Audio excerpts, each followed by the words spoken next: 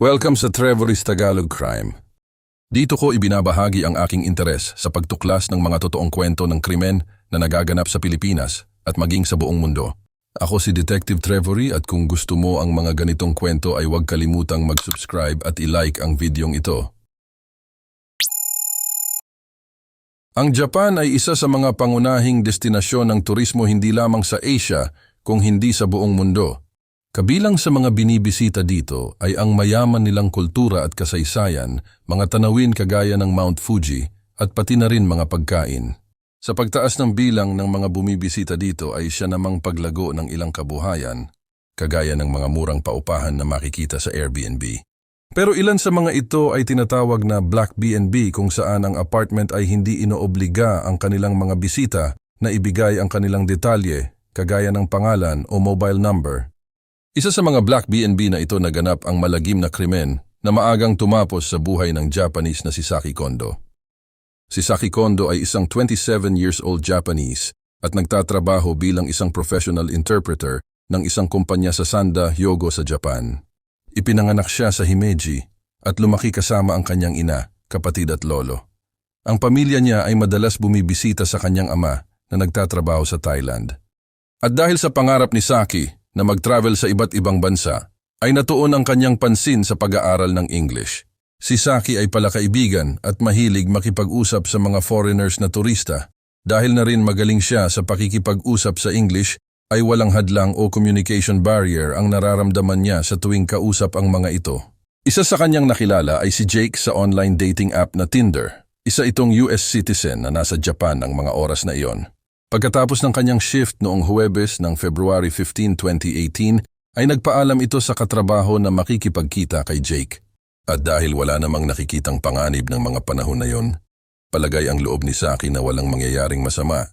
Ngunit makalipas ang 2 araw noong February 17, ay inireport bilang missing person si Saki ng kanyang ina.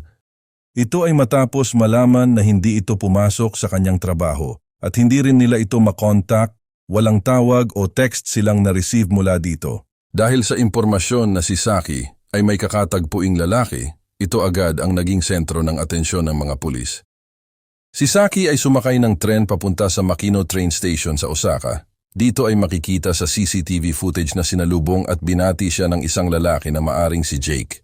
Base sa mga kilos ng dalawa noong mga oras na yon ay aakalain silang magkarelasyon. At sa sumunod naman na footage, sila ay nakitang pumasok na sa isang apartment. Pumunta sa apartment na yon ang mga pulis para kunin ang detalye ng lalaking guest nila. Pero doon ay nalaman nilang hindi pala register at illegal ang paupahan na yon. Ito'y isa sa mga tinatawag na Black B&B na hindi inoobliga ang mga bisita nila na magbigay ng pagkakakilanlan. Naging pagsubok ito sa mga autoridad. Gayunpaman, nagdesisyon silang ituon ng pansin sa mga CCTV footage na nakalap sa Osaka malapit sa tinuluyan ng dalawa. Matapos silang makitang pumunta sa apartment na iyon, ay makikitang makailang beses lumabas si Jake na palaging may dalang itim na plastic. Nakapagtataka lamang ay hindi na nila nakitang lumabas si Saki base sa mga footage na nakalap nila. Dahil din sa pagsubaybay sa mga footage, ay nalaman nila na lumipat ng panibagong apartment si Jake. Noong February 22, ay kumilos agad ang mga pulis at inaresto ito sa bagong lokasyon nito. Ang lalaking may alias na Jake ay tinanong nila kaugnay ng pagkawala ni Saki. Nalaman na rin nila ang totoong pangalan nito ay Yevgeny Vasilyevich Bayraktar, pero itinanggi nito na kilala niya si Saki. Sinabi rin niya na wala siyang anumang kaugnayan dito at syempre, hindi naniwala ang mga pulis sa kanya. Siya ay inaresto habang lumabas na din ang search warrant para maisagawa ng pulis ang pagpasok at pag-iimbestiga sa 2 apartment na tinuluyan ng suspek. Una nilang pinasok ang kwarto sa Higashi Sumiyoshi kung saan nakitang tumuloy si Saki at Jake na tawagin natin sa totoong pangalan niya na Bayraktar. Sa kanilang gulat ay nakita nilang itong malinis, wala dito si Saki. Mas lalo silang nag-alala sa posibilidad na may nangyaring masama dito. Ilang araw ang lumipas ay isinunod nila ang pangalawang apartment na nilipatan ni Bayraktar sa Hanazono Street. Ang kwarto dito ay may liit lamang na 6 meter at sakto lamang sa isang tao. Mababa lang din ang halaga ng upa dito na umaabot lamang ng 14 USD. Ito ay nagsilbing red flag sa mga pulis dahil kadalasan ay pipiliin ng mga turistang magbakasyon sa isang luxury o disente at legal na hotel. Kaya lalo silang naniwala na may itinatago si Bayraktar.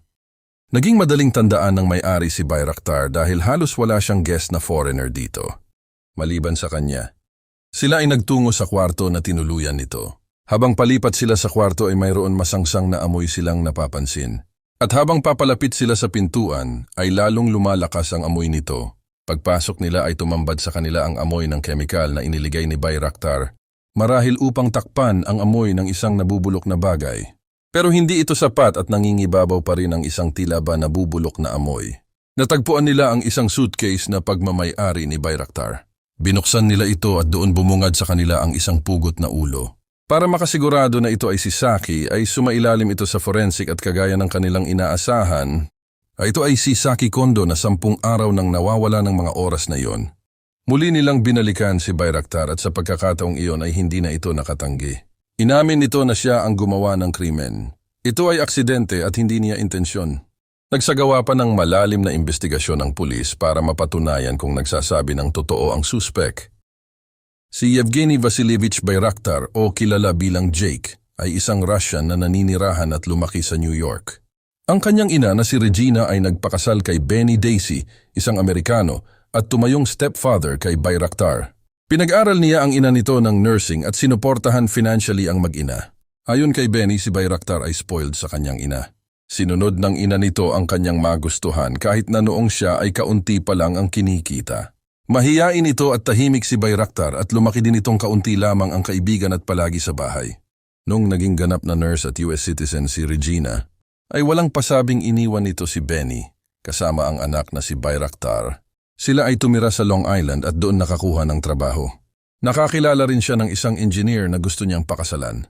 Dahil dito ay sumulat siya kay Benny para humingi ng divorce at inamin na ginamit lamang niya ito para makakuha ng US citizenship at makapag-aral.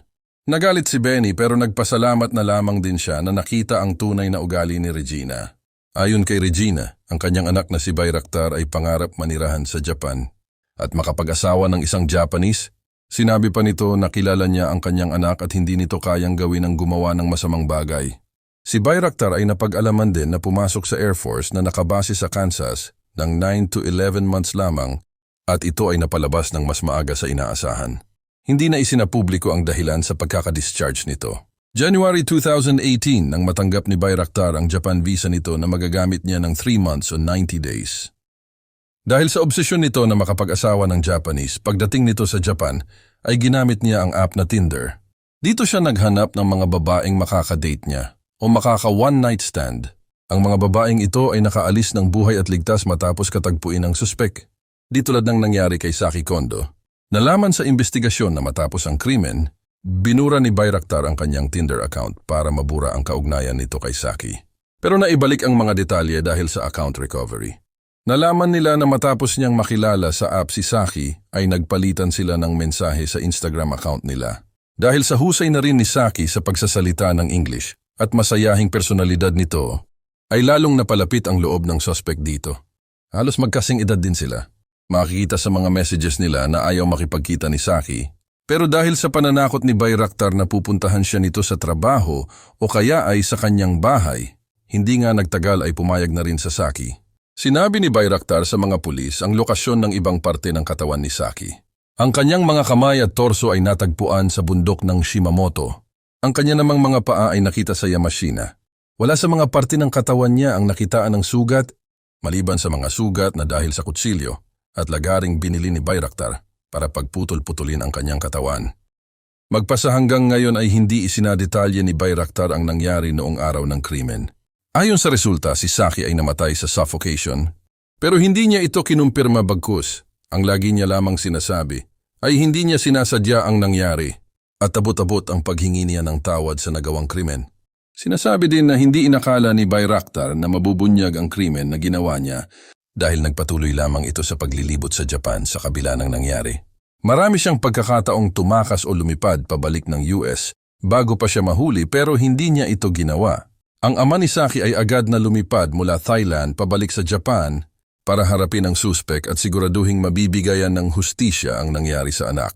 Noong January 22, 2019 sa Kobe District Court, ay nasampahan ng kasong manslaughter si Bayraktar na may parusang 8 years of life in prison.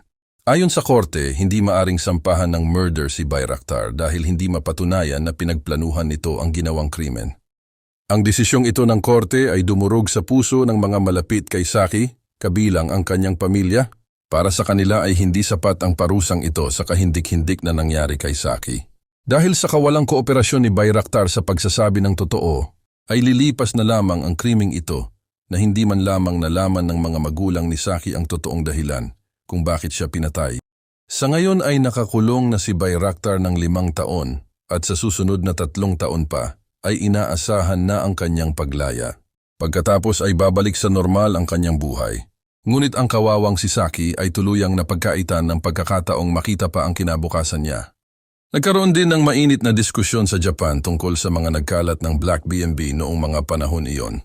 Dahil na rin sa mga ilang insidente ng krimen na ginagawa sa ganitong apartment, inobliga nila ang mga ito na magparehistro at sumunod sa tamang proseso kagaya ng pagkuha sa pagkakakilanlan ng kanilang mga guests. Ito ay para maiwasan na may mangyaring sakuna kagaya ng nangyari kay Saki. Kung ikaw ay umabot dito ay salamat sa iyong pakikinig. Hanggang sa susunod na upload.